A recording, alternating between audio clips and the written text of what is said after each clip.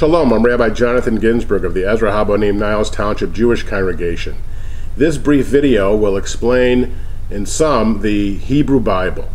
The Christians call the Hebrew Bible the Old Testament, and they're not the same.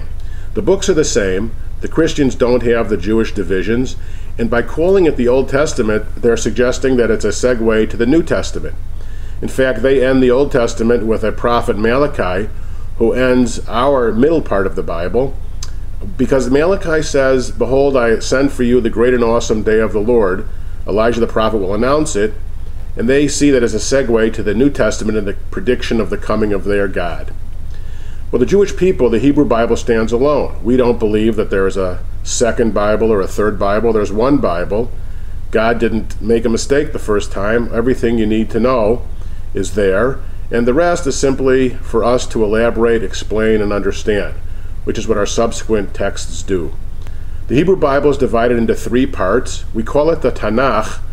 It's an acronym for the three different sections. The T stands for Torah, the first 5 books. In English, they are Genesis, Exodus, Leviticus, Numbers, and Deuteronomy. One way to remember the names is to remember the expression, "Good eaters leave no dessert." Good stands for Genesis, eaters stands for Exodus, leave stands for Leviticus, no stands for Numbers, and dessert stands for Deuteronomy. In Hebrew, they are Breshit, Shmot, Vayikra, Bamidbar, and Devarim. And those names derive from the first important word in each book. Each book has many chapters, and it tells the story of the creation of the world all the way through the patriarchs and matriarchs, slavery in Egypt, and the Exodus, the giving of the Torah, the 10 Commandments, the wandering in the wilderness, and it ends with Moses' death and the Jewish people, the Israelites, on the brink of the Promised Land. The middle part of the Bible consists first of 6 history books, Joshua, Judges, Samuel 1 and 2, and Kings 1 and 2. And then it has 15 prophets divided into 2 sections. The larger 3, which are Isaiah, Jeremiah, and Ezekiel, and then 12 smaller ones, but all very important, like the prophet Amos and Hosea and others. The middle part has the N sound, the Nun, and that stands for Nevi'im, which means prophecy. So those 21 books constitute the middle part of the Hebrew Bible, Nevi'im.